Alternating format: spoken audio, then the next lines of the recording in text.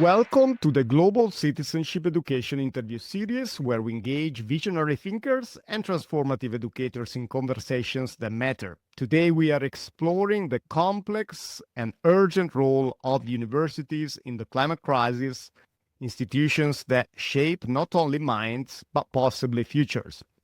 Our guest is the author of Universities and Climate Action, a timely and powerful book that challenges us to rethink the purpose of higher education in a super complex world. I'm delighted to welcome Professor Tristan McCowan, a leading voice in the field of international education and a long-standing contributor to the rethinking of higher education's purpose in our super complex societies.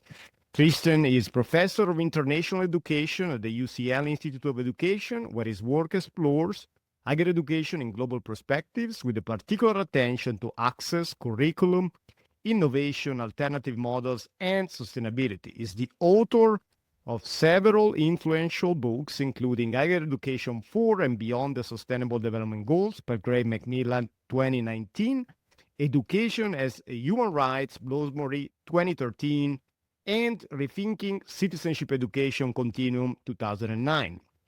Then from 2015 to 2021, he served as the editor of Compare, a journal of international and comparative education, and he also founded the Climate U Network, bringing together 25 universities and environmental organizations across 10 countries in a collaborative climate-focused action research.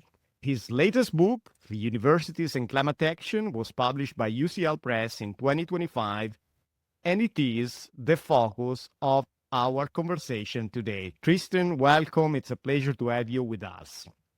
Thank you very much. And thank you so much for the invitation. It's great to be part of this dialogue series. It's good to see you. Right now, you are located in London. Is it correct? That's right. Yeah. How is the weather there? Pretty miserable today, which is pretty standard British summer. All right. Let me read these to you, and then I will start with the first question. At the very moment the Paris Agreement was signed, I'm reading and quoting, perhaps not exactly part of your book, 217 million students were enrolled in tertiary education institutions, and their experience at the university deeply shaped their knowledge, expectation, and future impact as citizens. Individually and collectively, university education has equipped them with the apparatus to either continue destroying the environment for immediate material gain, or to move towards a sustainable society in line with the Paris Agreement. This presents us with a profound choice. So the question is, what inspired you to write Universities and Climate Action, and how does it build on your previous work in higher education and sustainability? Thanks for the question. I'm an educationist. I'm not an environmental scientist. I came to this topic because my research, teaching engagements over the last 20 years or so have been looking at the relationship between education institutions and the societies of which they're parts. I'm interested in what the nature of institutions, and more recently universities specifically, the different contexts in which they're located. And I've been lucky enough to work in different parts of the world. I do a lot of work in Latin America, particularly Brazil, also sub-Saharan Africa, and to a lesser extent, some countries in Asia. I came to the specific topic of climate action and the climate crisis in relation to higher education through some work I did about 10 years ago, in fact, which was led to the book you mentioned earlier, Higher Education for and Beyond the Sustainable Development Goals. I was trying to understand the relationship between higher education and the new global agenda that had come out at the end of the Millennium Development Goals that expired in 2015. And the world was thinking about what was going to replace them. I was looking at the new role that universities and higher education had in this agenda, and particularly the kinds of implications that would have for our higher education systems now, particularly given the changes in the way universities operate over recent decades. My main argument in that book was, to achieve the SDGs, we need something like a developmental model of university, strongly engaged with their societies and an egalitarian focus, looking for environmental regeneration as well as social justice. But that kind of institution was being constrained in various ways. So that was the main focus of that book. It also led to me getting more and more engaged in some of the more specifically environmental aspects of what universities are doing. I'd say there's another even older influence, and this connects with your own interest and the interest of many of the discussions in your series, and that's around citizenship education. So my early research was looking more around curriculum, pedagogy, and the ways that they might promote different forms of citizenship. And this also connected in with this focus on sustainable development. And I have a real interest in thinking, how can schools, but more specifically universities in my case, promote sustainable people, climate active people? What are the forms of pedagogy and the ways that we can organize curriculum? So this also fed into this interest in climate action. The final thing to add is a large research project that I was engaged in from 2020 to 2024 called Climate U. And this, which you mentioned earlier, was an international project, lots of partners, 6 universities, initially in 7 countries. We then expanded when we became an open network afterwards. And that project was looking across very diverse contexts: Brazil, Kenya, Tanzania, India, Fiji, Indonesia, as well as the UK, how participatory action research can be used by universities to address the climate. Even though the book doesn't actually report the findings of that project, it of course is informed by the many experiences that I had engaging with fantastic colleagues in different parts of the world, theoretical ideas and the practical experiences. So those were some of the influences that led to. Very interesting. I want to read another section from your very interesting book. Universities are primarily institutions for the generation and propagation of ideas. And then you go on, and addressing climate change also relies on ideas, on challenging the very values that shaped the Industrial Revolution, and imagining a new ethic. This is very interesting. Imagining a new ethic for regenerating human and natural systems. So your book is both a critique and a call to action. So why would you say that encouraging individuals to act is important, and what is the core message? In this case, you are discussing universities, but I would add schools and many other educational institutions. What would you say is the core message for universities and educational institutions worldwide in this moment of ecological urgency?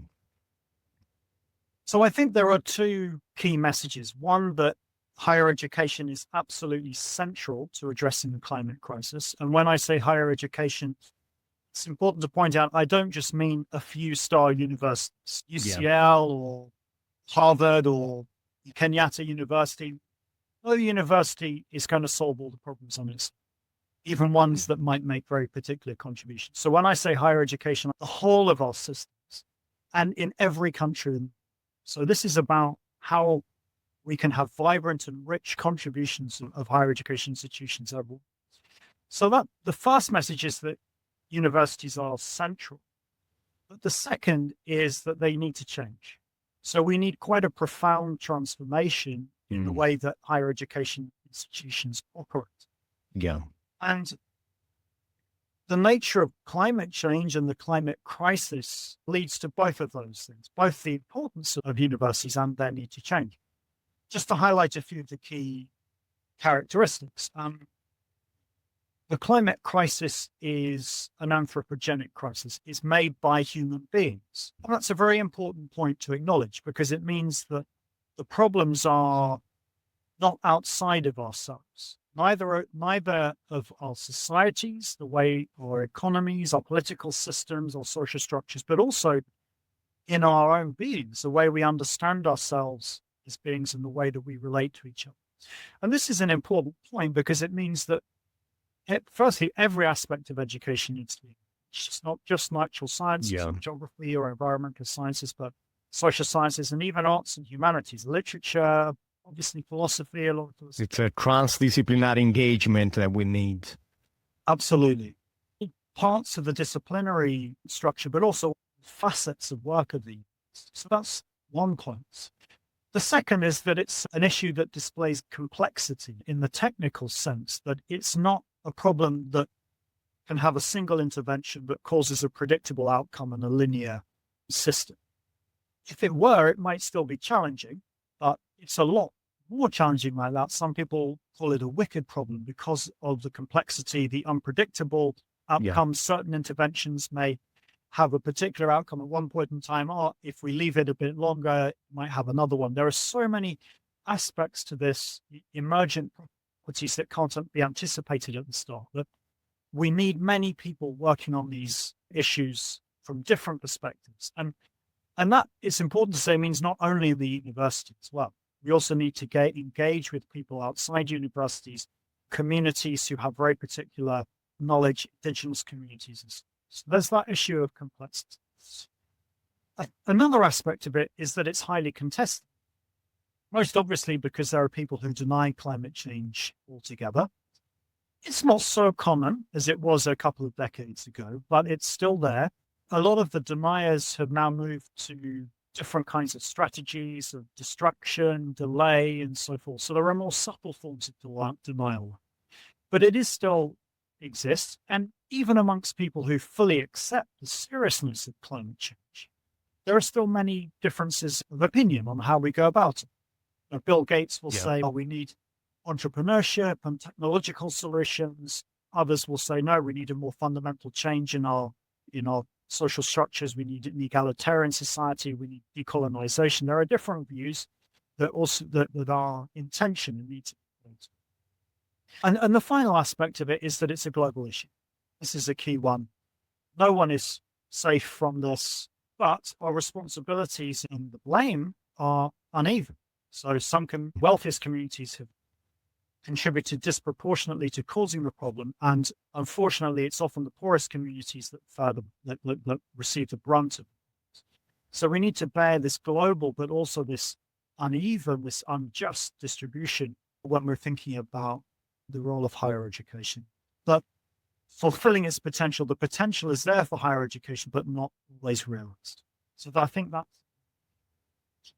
So universities give us the tools to both destroy and save ourselves through general education, research, public engagement, and professional training. Universities are deeply enmeshed in global change, both as contributors and as sites of potential transformation. I like this idea of campuses as living entities. So that's a very interesting one. And therefore also involved with this notion that you discuss of climate change and the connection to institutions and universities. The roots of the climate crisis, again, I'm reading some of the sections from your book, lie in the development of our understanding of the natural world and its dynamics, along with the emergence of values holding that scientific understanding should be applied to the improvement of the human condition, with the human conceived as separate from the rest of nature, entitled to exploit it for material wealth and comfort. So addressing climate change also relies on ideas, the challenging of these values, and the building of a new set that can support regeneration. So the question is, within this context that I just shared with our audience, based on some of the sections from your book, and when you write that universities have given us, I really appreciate this, the tools to both destroy and save ourselves, could you expand on this, we could say, paradox, and what it reveals about the role of higher education in the context, again, of our super complex societies? Well, so I think it's widely recognized that knowledge brings power, but perhaps a little less widely accepted that it depends very much how that knowledge is wielded, what kind of knowledge we're talking about, who holds it, how it's generated, with what motivations. And so on. I think we need to look very carefully in a nuanced ways around our model of knowledge within the academy and more broadly in our societies, and to accept, and it's a difficult thing for education systems and universities to accept because they see themselves generally as having a very positive role in society. I think we do need to accept, and when I say we, again, that's a bit loaded. I think that's geographically, politically located, and certainly in certain parts of the world have significantly more responsibility than others. We need to accept that schools and universities have been complicit in the crisis that we're in. Perhaps not consciously, but historically, higher education systems have been part of the development of destructive technologies, both the basic science and the application of those technologies to the exploitation of natural resources and human communities, which has led slowly or sometimes rapidly to their destruction since the Industrial Revolution, particularly, but also before then. And secondly, that universities, and this is a rather more subtle, is that universities have been part of the propagation of a paradigm, which you alluded to in your comments there, of the human being as both separate from and entitled to exploit the rest of the natural environment for its own benefit. And so the first thing is to recognize not that universities have caused the problem on their own, of course not, and they're also extremely well placed to address it. But we have to start from that and to think about how can we understand the impact of universities closely in order to turn around the ship and to use the exceptional potential of this institution for addressing the problem and hopefully finding a way out for humanity. And in the book, I do this through, and there are different ways in which you can carve up the institution. And I'm not claiming this is the only way by any means. There are many different ways of doing it. But I look at the university in terms of 5 different areas of activity. There's education, which is the most obvious one, educating the students that come through, knowledge production, research, and applied technological developments and so forth. There are also direct services that are provided to society. There's engagement in public debate, in media, and so forth. And finally, as you mentioned earlier on, there's this idea of campus operations, the university as a community in its own right. And some universities are extremely large communities.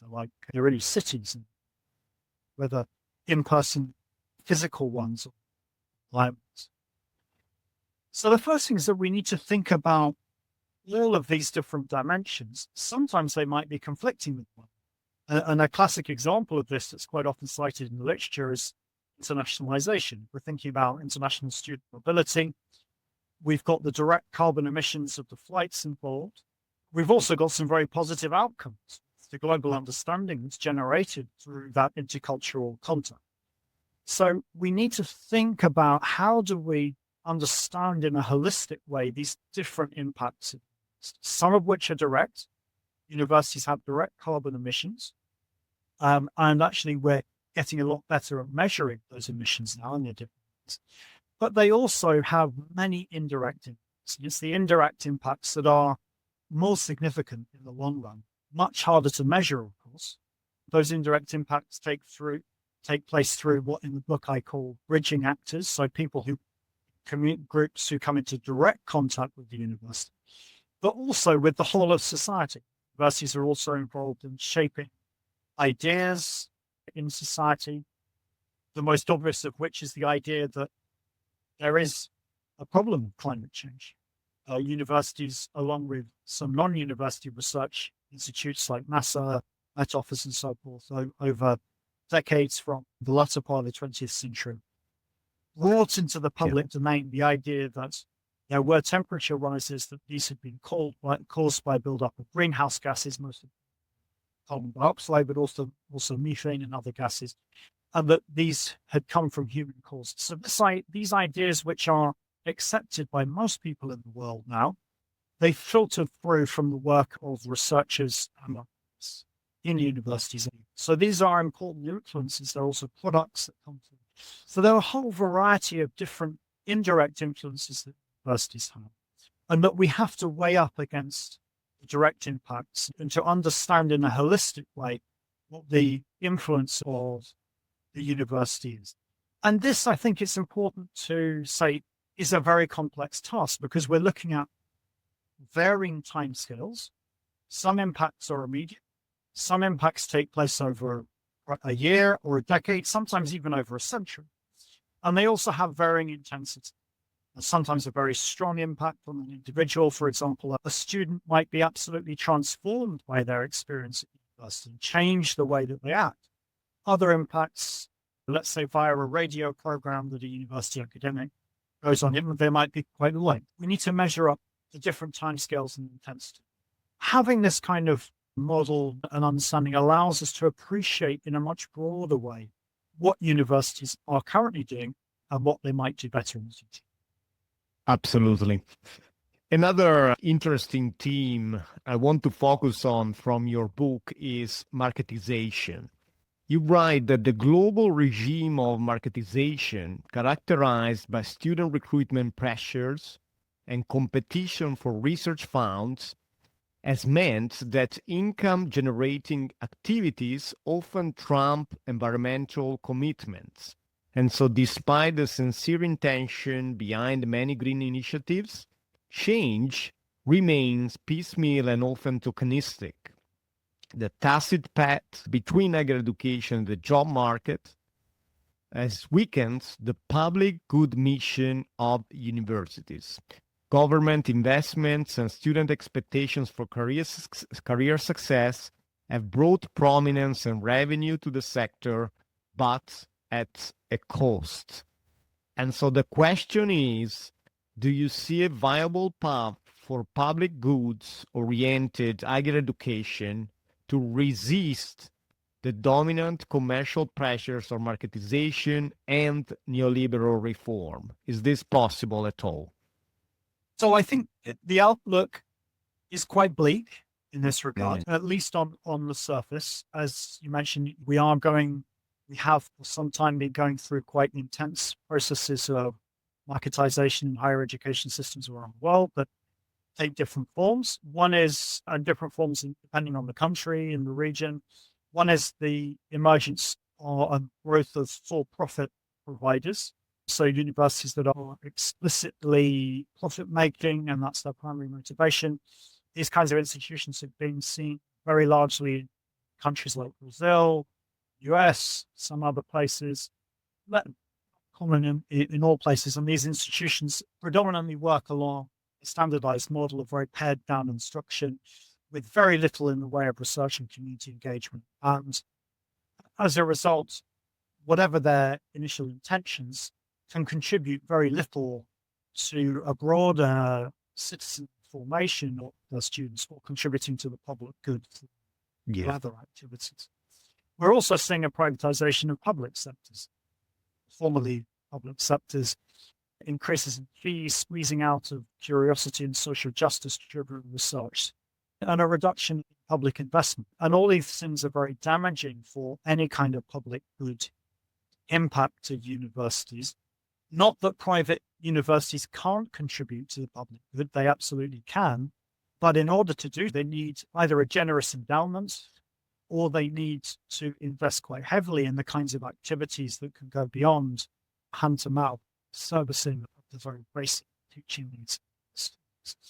So we have a difficult outlook, not helped by the kinds of what Simon Marginson calls the status competition that goes along with marketization in contemporary higher education, fueled primarily by the international rankings.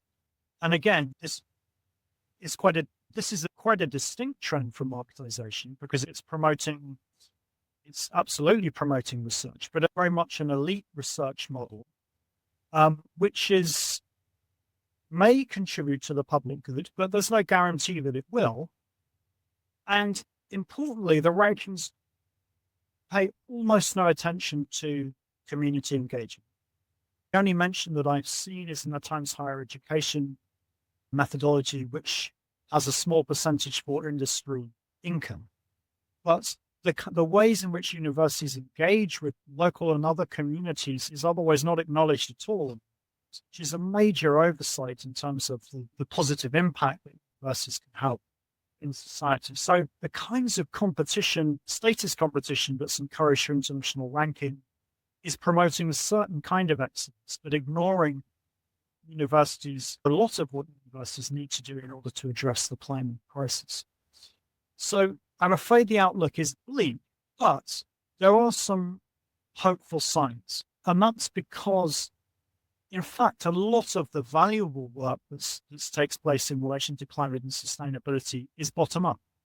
It's carried out by individual researchers, lecturers in their classrooms, by students in small groups, in collaborative research projects with communities that are under the radar of institutional management and policy, but nevertheless have a very important. And actually, when it comes to climate action, I'm a believer in small is beautiful. I think that grassroots initiatives, even if small scale, are extremely important when they're numerous, when they can express the diversity, and they can build on the authentic energy and inspiration of people who are all joining. So I think there is still a lot of hope because of such extensive grassroots activity by different people in the universities. And there are also some interesting experimentation around the edges. You may have heard of the Ecoversities Alliance. It brings together, I think it's about 200 experimental in higher education institutions working at the interface between higher education, higher learning, research, community action, permaculture, adult education, alternative conceptions of education, and are reinventing we think of as the university. And I think some of these experiments are extremely important in refreshing our imagination of what higher education is. Ecoversities. Yeah, let's look into this. Perhaps we can include a link after your video interview is published. Individually and collectively, university education has equipped students with the apparatus to either continue destroying the environment for immediate material gain or to move toward a sustainable human society in line with the requirements of the Paris Agreement.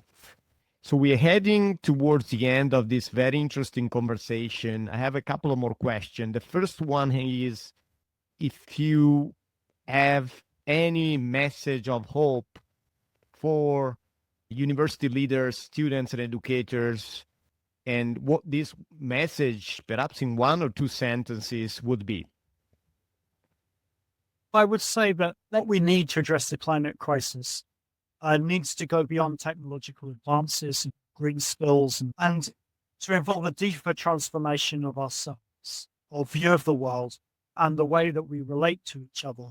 And I think there are absolutely signs of hope. I think the role for university leaders is to nurture, as I mentioned before, nurture the fantastic work that's already taken place in our institutions on a small scale. Encourage and support students in their activities, the teaching staff, professional staff of universities, to follow their own visions of transformative action in the classroom, learning beyond the classroom through engagement with communities and transforming institutions. And I think with that bottom-up action, we have a chance of addressing this. Absolutely. And the final question, as this is the Global Citizenship Education Interview Series, where global citizenship education is discussed as an umbrella term, embracing a variety of fields and teams, including, of course, university education in relation to climate change and in relation to contributing to the common good. So how would you define global citizenship education based on the discussion that we are having today in three keywords, and why would you choose these three keywords? I know this is a challenging one, but spontaneously and based on your deep experience in the field, three keywords. So I think that the priorities and focus of what we might think of as citizenship or global citizenship change with time. And I think at the moment, a primary focus of global citizenship needs to be the environmental crisis, but it's not an exclusively environmental crisis. It's an interlocking environmental and social crisis. So we can't separate the challenges of democracy, poverty, inequalities, the colonial condition from questions of sustainability and climate. So we need to think about those things together. And the aims of global citizenship in that context are, as always, are about how to maximize the potential of all people to work together with others to transform the societies they live in for the flourishing and justice of all. At the moment, I would argue that the responsibility in all of us is to work within our policies for addressing the climate crisis and interlocking environmental crisis. And that is a form of global citizenship education.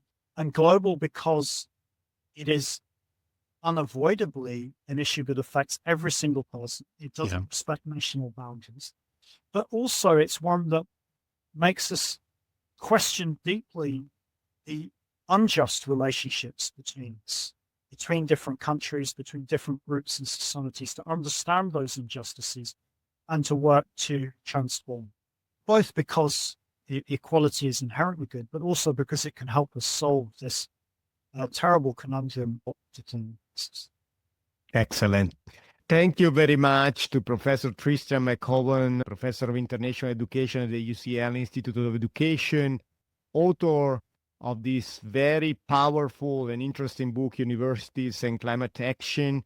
Thank you for joining the Global Citizenship Education Interview Series. Thank you. It's been a pleasure.